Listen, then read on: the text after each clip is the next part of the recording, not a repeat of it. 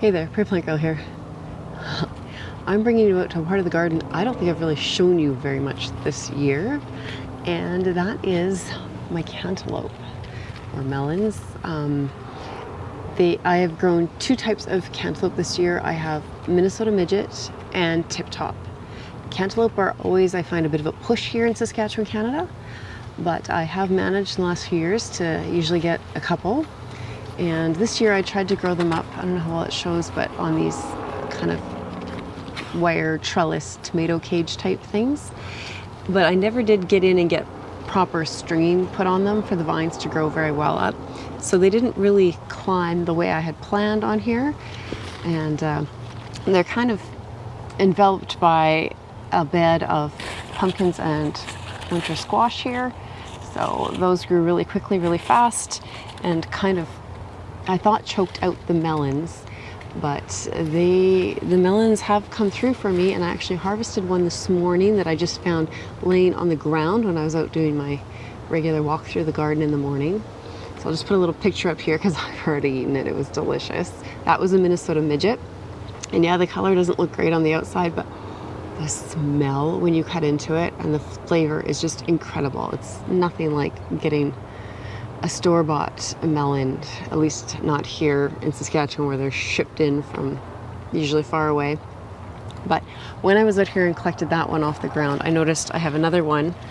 I don't even know if you can see it. It's way just down there under my hand. It's slipping from the vine, which is a clear sign that they're ready to go. And so I thought I'd bring you out here and we'd harvest it together. And you know what, now that I'm looking at it a little more closely, and my eyes have woken up more, it's not slipping from the vine. That's a leaf down there. So I thought it was just starting to slip from the vine, but that's a leaf growing down there along the edge. So it's not actually ready to go, but it is starting to get that netting on it. So it is getting close,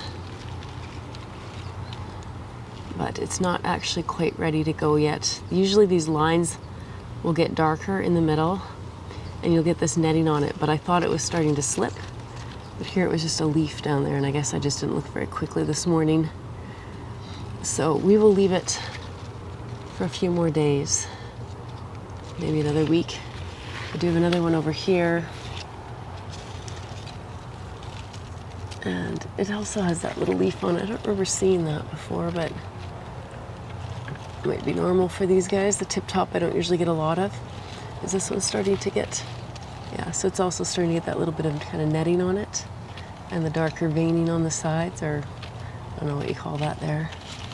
But so I have two on that plant, and that's all I'll get. The plants are starting to get a little sickly, but last year I didn't get any. The plants just died off really early in the season. They were pulled out by now, so happy to have those. And then over here, this is where the Minnesota Midget was, and it turned kind of yellow. And I find the Minnesota Midgets sometimes do that before they are ready. This guy down here, I don't know. It's still firm. Tendrils and leaves are dried up around the edges, but it's quite firm. So I don't know. It might be. It's really small. It might be ripe inside, but I'm just gonna leave it. I find the Minnesota Midget, they pretty much need to fall off the vine before I find they're super flavorful, so I'll leave it. You can see these plants look even worse than the other ones, so I'm not sure. Lots of squash and pumpkins though. I didn't get past all the leaves, but there's a couple down there, almost all fully yellow. You see a tiny rouge vif de tente there. There was another one back here that you could see. That's a rouge vif de tente. Fun little squash. Another pumpkin back there. And there's, I think, two pumpkins back here. So there's this one. And now I know they've all kind of grown together. This is near the cougar tag, but I'm not sure if that's a cougar or not. And then there's another one that's still quite green in the back there. I think that's all I have, but so I guess I was wrong and I didn't have another cantaloupe to harvest with you. we'll have to do that another day.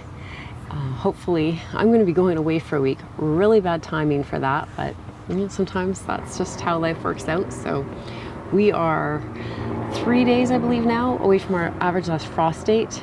So I'm not sure what I'm going to be coming back to when I get back. My whole garden could be gone, but I'm kind of banking on getting a few extra weeks before that happens. Usually I have a little bit of a kind of a warmer little microclimate back in this corner of my yard, and we have been getting a little bit warmer in the autumn until near the middle of October. So I might get a few light frosts, but hopefully most things will still be here when I get back. So hopefully we'll get to harvest some of these plants. I might put some frost protection. I need to look at the forecast. I might put some frost protection over some of the melons and vines and things before I leave. I just need to see what kind of winds we're going to get and how hot it's going to be getting during the day before I make a decision on that. So I will let you know how things turn out when I get back to my garden. But until then, thanks for watching, and we'll see you next time. Bye.